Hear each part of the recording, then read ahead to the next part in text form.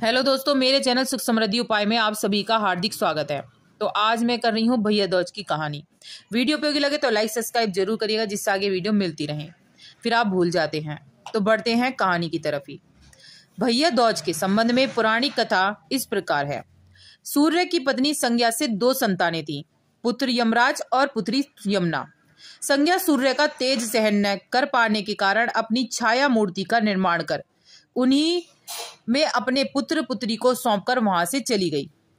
छाया को यम और यमुना से अत्यधिक लगाव तो नहीं था, किंतु यमुना अपने भाई यमराज से बड़ा स्नेह करती थी। यमुना अपने भाई यमराज के यहाँ प्राय जाती और उनके सुख दुख की बातें पूछा करती थी तथा यमुना यमराज को अपने घर पर आने के लिए आमंत्रित करती, किंतु व्यस्तता और अत्यधिक दायित्व के कारण वे उसके घर न जा पाते थे। एक बार कार्तिक शुक्ल द्वितीया को यमराज अपनी बहन यमुना के घर अचानक जा पहुंचे। बहन के घर जाते समय यमराज ने नरक में निवास करने वाले जीवों को मुक्त कर दिया। बहन यमुना ने अपने सहोदर भाई का बड़ा आदर सत्कार किया, विविध व्यंजन बनाकर उन्हें भोजन कराया तथा भाल पर तिलक लगाया। जब वे वहां से चलने लगे तब उन्होंने यमुना से कोई भी मनवांछित वर मांगने की कहा।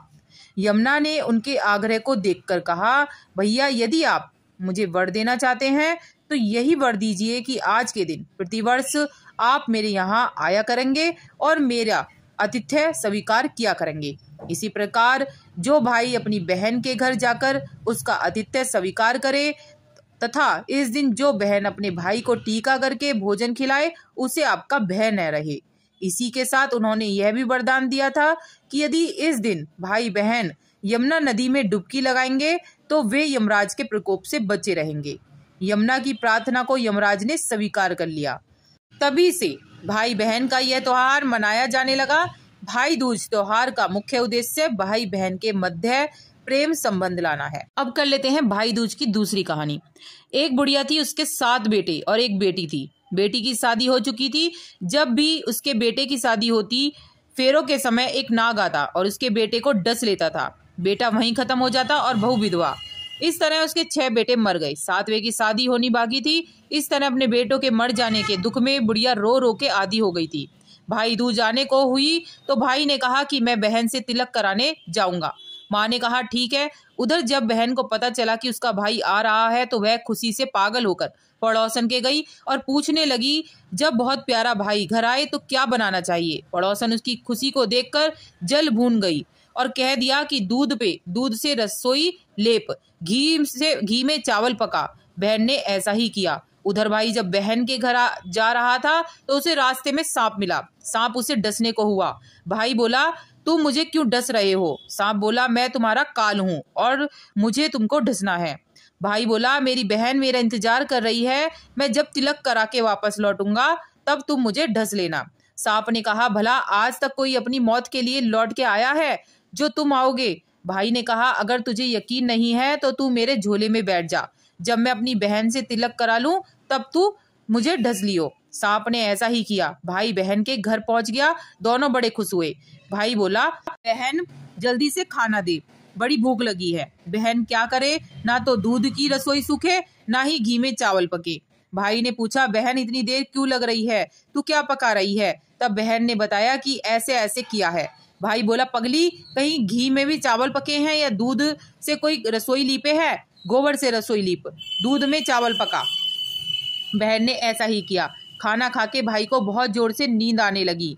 इतने में बहन के बच्चे आ गए। बोले, मामा मामा हमारे लिए क्या लाए हो। भाई बोला, मैं तो कुछ नहीं लाया। बच्चों ने वह झोला ले लिया जिसमें सांप था।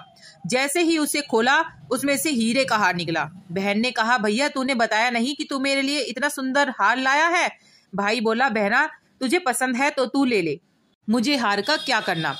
अगले दिन भाई बोला, अब मुझे जाना है, मेरे लिए खाना रख दे। बहन ने उसके लिए लड्डू बना के एक डिब्बे में रख कर दे दिए। भाई कुछ दूर जाकर थक कर एक पेड़ के नीचे सो गया। उधर बहन के बच्चों को जब भूख लगी तो माँ से कहा कि खाना दे दो। माँ ने कहा, खाना अभी बनने में देर है। तो बच्चे बोले कि मामा का जो रखा है वही दे दो। तो वह बोली कि लड्डू बनाने के लिए बाजरा पीसा था, वही बचा पड़ा है, चक्की में जाकर खा लो। बच्चों ने देखा कि चक्की में तो सांप की हड्डियां पड़ी हैं। यही बात माँ को आकर बताई तो वह बावड़ी सी होकर भाई के पीछे भागी। रास्ते भर लोगों से पूछती, किसी ने मेरा गैल बटोई देखा, मेरा भाई किसी ने देखा, किसी ने मेरा बावड़ा सा भाई देखा। तब एक ने बताया कि कोई लेटा तो है पेड़ के नीचे, देख ले वही तो नहीं है। भागी भागी पेड़ के नीचे पहुंची, अपने भाई को नींद से उठाया। भैया भैया कहीं तूने मेरे लड्डू तो नहीं खाए? भैया बोला, ये ले तेरे लड्डू, नहीं खाए मैंने, ले दे के लड्डू ही तो दिए थे, उससे भी पीछे पीछे आ गई तू।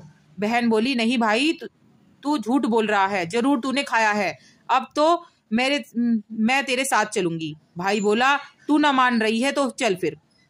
चलते चलते बहन को प्यास लगती है, वह भाई को कहती है कि मुझे पानी पीना है।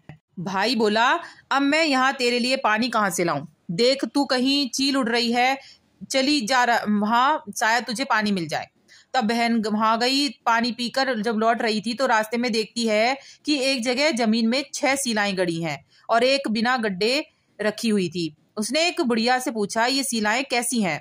उस बुढ़िया ने बताया कि एक बुढ़िया है, उसके 7 बेटे थे, 6 बेटे तो शादी के मंडप में ही मर चुके हैं, तो उनके नाम की ये शिलाएं जमीन में गड़ी हैं। अभी 7वें की शादी होनी बाकी है, तब उसकी शादी होगी तो वह भी मंडप में ही मर जाएगा, तब यह 7वीं शिला भी जमीन में गड़ जाएगी।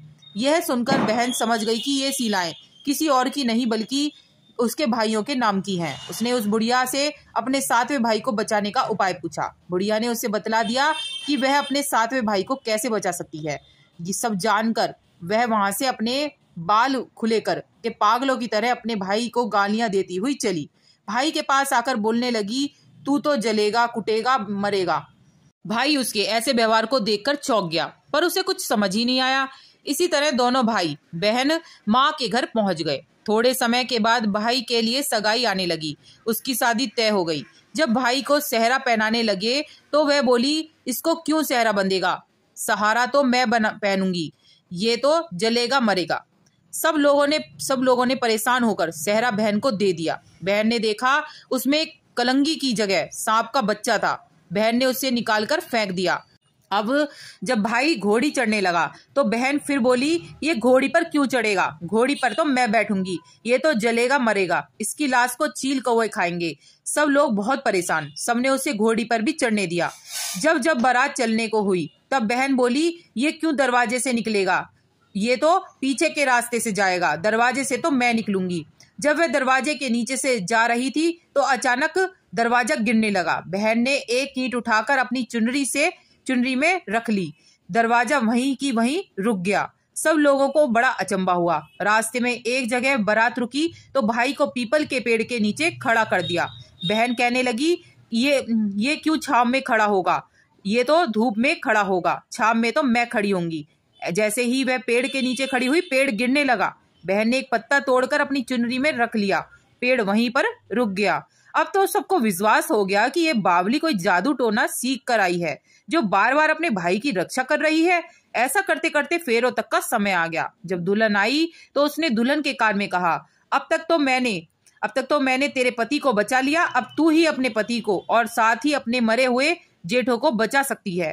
फेरों के समय एक नाग आया, वो जैसे ही दूल्हे को डसने को हुआ, दुल्हन ने उसे एक लोटे में भर के ऊपर से प्लेट में बंद कर दिया और थोड़ी देर बाद नागिन लहर लहर करती आई। दुल्हन से बोली, तू मेरा पति छोड़। दुल्हन बोली, पहले तू मेरा पति छोड़। नागिन ने कहा, ठीक है, मैंने तेरा पति छोड़ा। दुल्हन, ऐसे नहीं, पहले 3 बार बोल। नागिन ने 3 बार फिर बोला कि अब मेरे पति को छोड़। दुल्हन बोली, एक मेरे पति का क्या होगा, हंसने बोलने के लिए जेठ भी तो होना चाहिए, एक जेठ भी छोड़। नागिन ने जेठ के भी प्राण दे दिए। फिर दुल्हन ने कहा, एक जेठ की लड़ाई हो गई तो एक जेठ छोड़, वो विदेश चला गया तो तीसरा जेठ भी छोड़। इस तरह एक एक करके दुल्हन ने अपने 6 जेठ जीवित करा लिए। उधर रो रो के बुढ़िया का बुरा हाल था कि अब मेरा 7वां बेटा भी बाकी है जो मरने गया हुआ है। गांव वालों ने उसे बताया कि उसका बेटा बहुएं आ रहे हैं। तो बुढ़िया बोली, अगर ये बात सच है, मेरी आंखों की रोशनी वापस आ जाए और मेरे सीने के दूध की धार बहने लगे। ऐसा ही हुआ। अपने सारे बेटे बहू देख कर वह बहुत ही खुश हुई। बोली, यह सब तो मेरी बावली का ही किया हुआ है। कहाँ है मेरी बेटी? सब बहन को ढूंढने लगे। देखा तो वह भूसे की कोठरी में सो रही थी। जब उसे पता चला कि उसका भाई सही सलामत है तो वह अपने घर को चली। उसके पीछे पीछे सारी लक्ष्मी भी जाने लगी। बुढ़िया ने कहा, बेटी पीछे मुड़ के देख, तू सारी लक्ष्मी ले जाएगी तो तेरे भाई भाभी क्या खाएंगे। तब बहन ने पीछे मुड़ के देखा और कहा, जो माँ ने अपने हाथों से दिया वह मेरे साथ चल, बाद बाकी का भाई भाभी के पास रह। इस तरह एक बहन ने अपने भाई की रक्षा की। वीडियो उपयोगी लगे तो लाइक सब्सक्राइब जरूर करिएगा, जिससे आगे वीडियो मिलती रहे। और कमेंट में जय माँ लक्ष्मी जरूर लिखिएगा।